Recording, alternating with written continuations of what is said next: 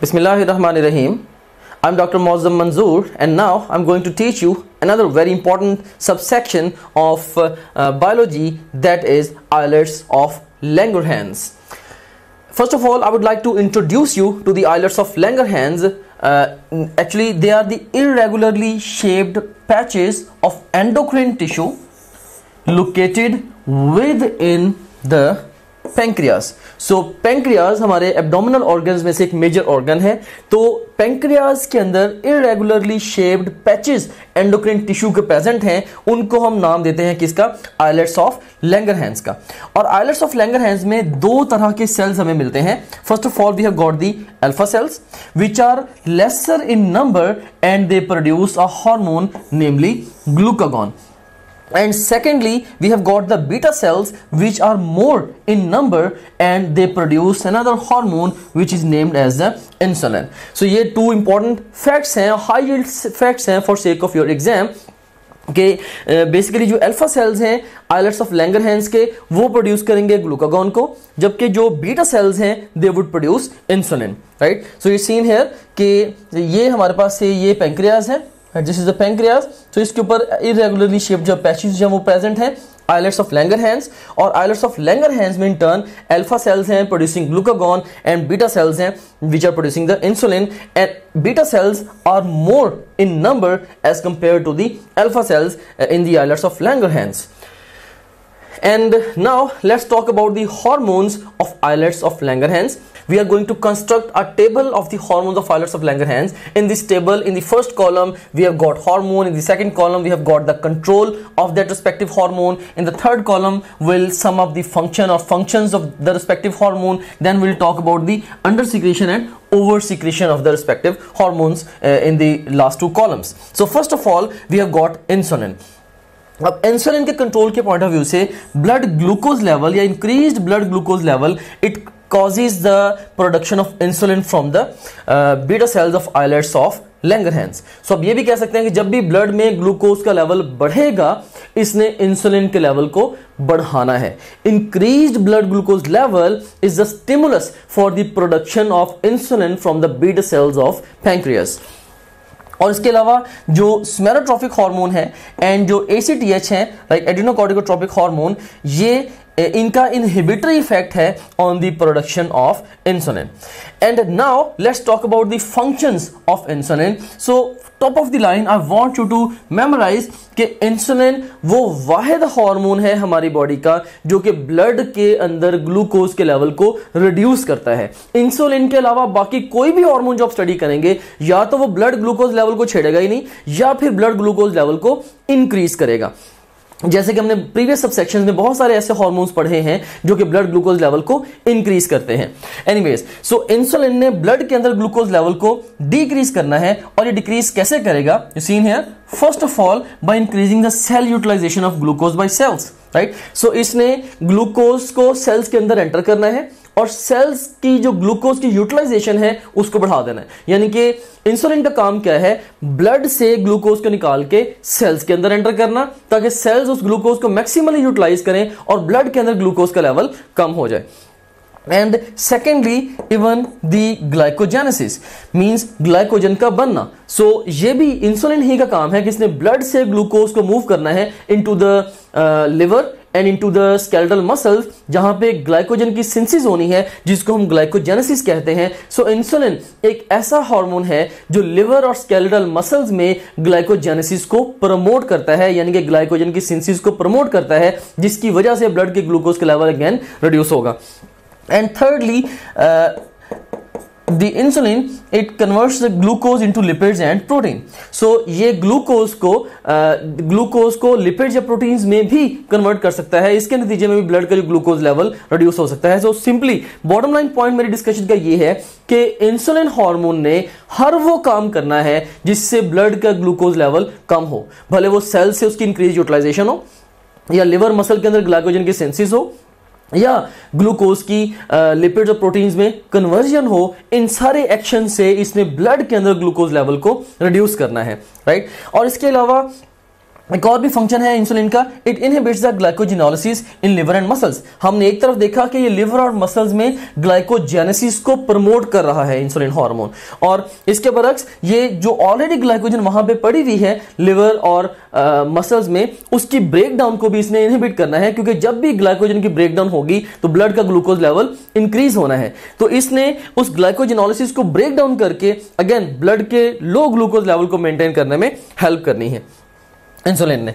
And then we have got the under secretion of insulin. तो जब insulin की under secretion होगी तो जो रिजल्टिंग कंडीशन होती है that is the diabetes mellitus. अब डायबिटीज मेलाइटस में क्या क्या फीचर्स डेवलप होते हैं? First of all you get the hyperglycemia. Hypers means more, glycemia means glucose in blood. So जब भी इंसुलिन की डिक्रीज्ड प्रोडक्शन होगी इससे ब्लड ग्लूकोज लेवल इंक्रीज हो जाएगा, हाइपरग्लाइसीमिया। एंड जब ब्लड ग्लूकोज लेवल ज्यादा होगा, you seen here, if you are having more blood glucose, जब ब्लड ग्लूकोज लेवल ज्यादा होगा तो इंक्रीज्ड ब्लड ग्लूकोज की वजह से more glucose will be filtered at nephrons. तो ज्यादा ग्लूकोज जो है इसने नेफ्रॉन्स के लेवल पे फिल्टर होना है, और जब ज्यादा ग्लूकोज फिल्टर होगा तो सारे के सारा जो ग्लूकोज है वो रीअब्सॉर्ब नहीं हो पाएगा, जिसकी वजह से the excessive glucose it would start passing out of the body through urine. So you would end up having the sugar or glucose in urine. Glucose in urine. और glucose चूंकि एक सॉल्यूट है और हमें पता है बायोलॉजी का role कि water always follows the solutes. So जब ग्लूकोज जाएगा यूरिन में तो इसकी वजह से क्या होगा, इवन जो यूरिन है उसमें वाटर की क्वांटिटी भी इंक्रीज करेगी। सो लार्ज वॉल्यूम यूरिन का प्रोड्यूस होगा जिसके अंदर ग्लूकोज होगा, right. So you will be producing more urine and there will be sugar in the urine. और of course when you are losing much more water through the urine, of course water की deficiency होगी body में, जिसकी वजह से क्या होगा, thirst जो है वो भी इंक्रीज होगी, जिसकी वजह से जो मरीज है वो पानी भी बहुत ज्यादा पिएगा। तो इसकी वजह से आप कह सकते हैं कि इंक्रीज वाटर इन यूरिन की वजह से अल्टीमेटली आप कह लें कि इंक्रीज्ड थर्स्ट होगी, जिसकी वजह से इंक्रीज्ड वाटर इनटेक भी होगा, इंक्रीज वाटर इनटेक, राइट। सो यही मेजर सिम्टम्स हैं कि शुगर का जो मरीज होता है वो बहुत ज्यादा पानी पीता है, राइट। सो जिसको हम कहते हैं कि पॉलीडिप्सिया, राइट, और उसको बहुत ज्यादा यूरिन आता है जिसको हम कहते हैं पॉलीयूरिया। पॉलीयूरिया और पॉलीडिप्सिया ये दो मेजर सिम्टम्स होते हैं, मेजर फीचर्स होते हैं डायबिटीज मेलाइटस के।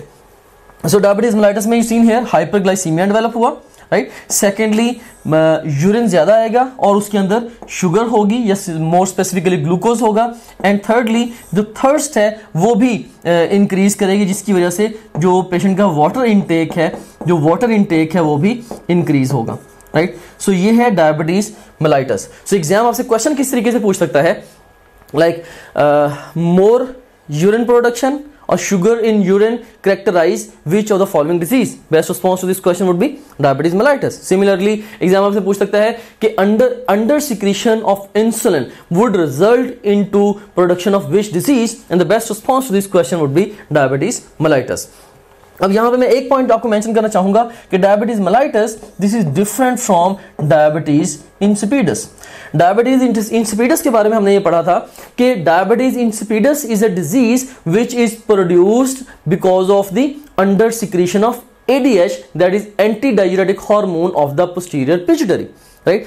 अब डायबिटीज इंसिपिडस के पेशेंट में भी जो मसले होते हैं वो भी कंपेरेबल होते हैं to the diabetes mellitus patients, like उसमें भी पॉलीयूरिया होगा, पॉलीडिप्सिया होगा, मींस के डायबिटीज इंसिपिडस का पेशेंट भी ज्यादा यूरिन पास आउट करेगा और उसको भी ज्यादा प्यास लगेगी। तो फिर इन दोनों डिजीजेस को आप डिफरेंशिएट कैसे करते हैं, इसके लिए हम एक फ्लो शीट कंस्ट्रक्ट करते हैं। सो you seen here when the patient is having more urine production and patient is having more thirst and patient is having more water intake, तो आप क्या एक्सपेक्ट कर रहे हैं, may be patient is having diabetes mellitus और diabetes insipidus, right. तो इन दोनों को डिफरेंशिएट करने के लिए आप क्या करेंगे, आप यूरिन की ऑस्मोलैरिटी को चेक करेंगे। अगर यूरिन की ऑस्मोलैरिटी एक्सेसिवली इंक्रीज्ड होगी तो जो डिजीज होगी that would B diabetes mellitus. और ऑस्मोलैरिटी क्यों इंक्रीज हुई है, क्योंकि जो यूरिन है उसके अंदर ग्लूकोज की कंसंट्रेशन ज्यादा है, so increase glucose cause the increase osmolarity of the urine. जबकि अगर यूरिन की ऑस्मोलैरिटी इंक्रीज ना हो, like polyuria polydipsia is there, more urine production and more thirst is there, more water intake is there, लेकिन urine की जो osmolarity है वो इंक्रीज नहीं हुई हुई है, तो हम कहते हैं कि ये जो डिजीज है, रिजल्टिंग डिजीज, ये होगी डायबिटीज इंसिपिडस। सो डायबिटीज मेलाइटस में जो पेशेंट है, patient produces large volume of concentrated urine, जबकि डायबिटीज इंसिपिडस में patient produces large volume of dilute urine. और कंसंट्रेटेड होने का लॉजिक भी हमारे पास आ गया कि डायबिटीज मेलाइटस के पेशेंट में यूरिन इसलिए कंसंट्रेटेड है क्योंकि उसके अंदर ग्लूकोज प्रेजेंट है, और इसके बरक्स जो डायबिटीज इंसिपिडस का पेशेंट है उसमें कोई ऐसा स्पेसिफिक सॉल्यूट नहीं है जो यूरिन की कंसंट्रेशन को इंक्रीज करे, सो इसीलिए वो पेशेंट प्रोड्यूस करेगा large volume of dilute urine. So exam आपसे क्वेश्चन भी पूछ सकता है कि which the patient with which of the following disease would produce large volume of dilute urine, right. फिर आपको वो एक अरे ऑफ डिजीजेस देगा जिसमें एक डायबिटीज इंसिपिडस होगा, you are supposed to pick diabetes insipidus. और large volume of concentrated urine, again एक अरे ऑफ लिस्ट दे देगा, तो अरे ऑफ डिजीजेस देगा, तो इस सिचुएशन में your answer would B diabetes mellitus, right. I hope that अब आपने डायबिटीज मेलाइटस और इंसिपिडस को डिफरेंशिएट करना सीख लिया है। और डायबिटीज मेलाइटस में हमने ऑलरेडी डिस्कस किया कि decreased insulin, this is basically causing the diabetes mellitus, जबकि डायबिटीज इंसिपिडस के बारे में हमने क्या डिस्कस किया है कि decreased production of anti diuretic hormone from the posterior pituitary, it causes the production of the disease diabetes insipidus. And now let's talk about the over secretion of the insulin। ये तो हमने discuss किया था कि अगर insulin ये कम मिकदार में produce होगी तो रिजल्टिंग डिजीज कौन सी होगी, डायबिटीज मेलाइटस। और अगर इंसुलिन एक्सेसिव प्रोड्यूस होगी, मे बी कोई ऐसा ट्यूमर डेवलप हो गया है जो कि एक्सेसिवली इंसुलिन डेवलप कर रहा है, प्रोड्यूस कर रहा है, इससे क्या होगा, इससे ब्लड में ग्लूकोज का लेवल रिक्वायरमेंट से भी कम हो जाएगा और रिजल्टिंग जो स्टेट होगी हम उसको कहेंगे this is hypoglycaemia. When you would be having very very less glucose in the blood, तो इसका मतलब ये होगा कि अब जो वाइटल ऑर्गन्स हैं उनको भी ग्लूकोज नहीं मिल रहा होगा। खास तौर पे हमारा जो ब्रेन है that is very sensitive to the glucose levels. So जैसे ही ब्लड के ग्लूकोज लेवल्स हैं वो रिड्यूस होंगे तो उसकी वजह से क्या होगा, जो नर्व है उनकी डिस्टर्बेंसेस आएंगी। और इवन सिमिलरली क्योंकि मसल्स की फंक्शनिंग के लिए भी ग्लूकोज ये एक्सट्रीमली इंपॉर्टेंट है, सो नर्व और मसल्स की जो फंक्शनिंग है वो बुरी तरह से डिस्टर्ब होगी। So this is hypoglycaemia.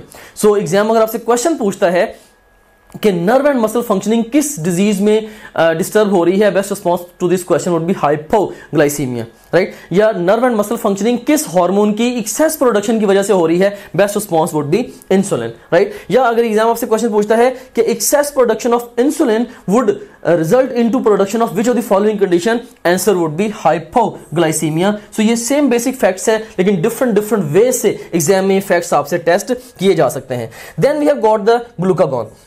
So glucagon is another hormone. So insulin के बारे में हमने डिस्कस किया था कि जो बीटा सेल्स हैं पेंक्रियाज के वो इंसुलिन प्रोड्यूस करते हैं आइलेट्स ऑफ लैंगरहैंस के, जबकि जो अल्फा सेल्स हैं आइलेट्स ऑफ लैंगरहैंस के वो ग्लूकागॉन प्रोड्यूस करते हैं। और एक इंपॉर्टेंट फैक्ट जो कि मैं चाहता हूं कि आप याद रखिएगा वो ये है कि ग्लूकागॉन ये एंटागोनिस्टिक हार्मोन है इंसुलिन का, राइट। सो ये एंटागोनाइजिंग हार्मोन है इंसुलिन का। एंटागोनाइजिंग किस सेंस में कि इंसुलिन ने अगर ब्लड के ग्लूकोज के लेवल को डिक्रीज करना है तो ग्लूकागॉन ने ब्लड के ग्लूकोज लेवल को इंक्रीज करना है। वही चीज जिसने इंसुलिन की प्रोडक्शन को स्टिमुलेट करना है उसी चीज ने ग्लूकागॉन की प्रोडक्शन को इनहिबिट करना है। फॉर एग्जांपल हमने डिस्कस किया था कि ब्लड ग्लूकोज लेवल जो है इसने इंक्रीज ब्लड ग्लूकोज इंसुलिन की प्रोडक्शन को स्टिमुलेट करता है। हम और यहां पे आप देख सकते हैं कि जो इंक्रीज ब्लड ग्लूकोज लेवल है this is inhibiting the production of the glucagon. और इसी तरह से एसटीएच और एसीटीएच ये क्या कर रहे थे, ये इंसुलिन की प्रोडक्शन को इनहिबिट कर रहे थे, जबकि एसटीएच और एसीटीएच सेम हार्मोन्स ये ग्लूकागॉन की प्रोडक्शन को स्टिमुलेट कर रहे हैं,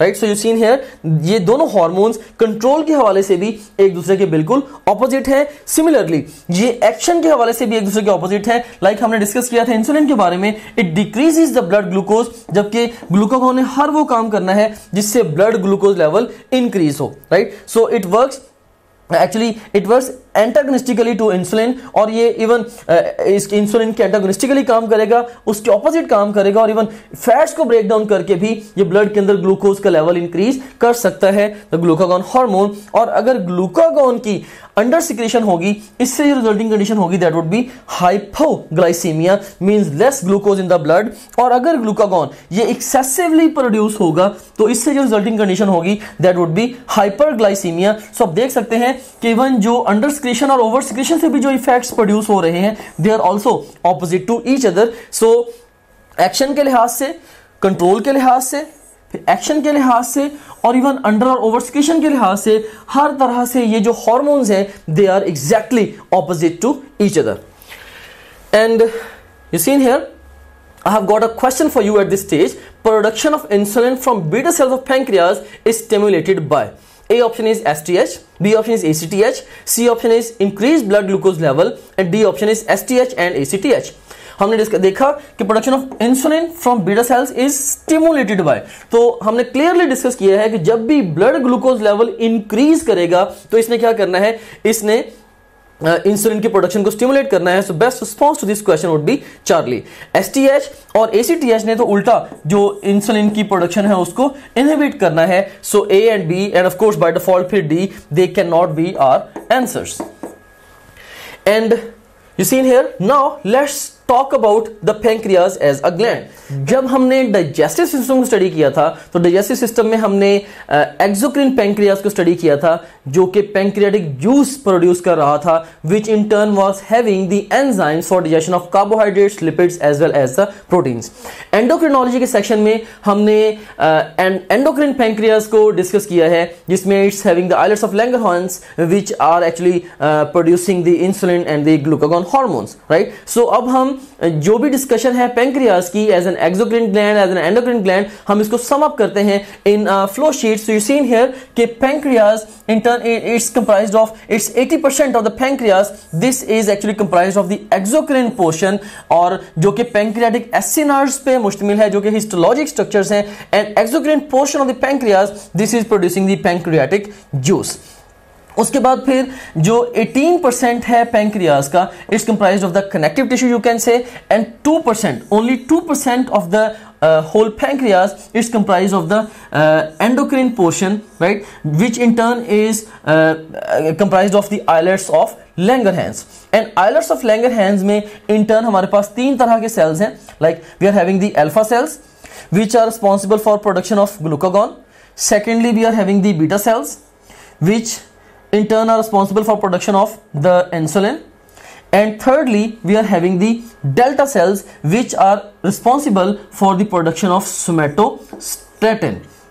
alright, इन cells में से जो सबसे abundant हैं वो beta cells हैं और second most abundant islets of Langerhans में जो cells हैं वो alpha cells हैं और जो least abundant हैं वो delta cells हैं. ग्लूकागॉन का काम ब्लड में ग्लूकोज लेवल को इंक्रीज करना है. बीटा सेल्स का काम ब्लड में ग्लूकोज के लेवल को डिक्रीज करना है with the help of insulin. और सोमैटोस्टैटिन जो हार्मोन है बेसिकली, इसका काम इंसुलिन और ग्लूकागॉन दोनों की प्रोडक्शन को बीटा और अल्फा सेल से इनहिबिट करना है. लेकिन सोमैटोस्टैटिन की जो डिटेल डिस्कशन है ये हमारी टेक्स्ट बुक की डिस्कशन से बियॉन्ड है, इसलिए हम इसको खातिर फोकस नहीं करेंगे. So this is all about the pancreas as a gland. और अब हम बात करते हैं रेगुलेशन ऑफ ब्लड ग्लूकोज की.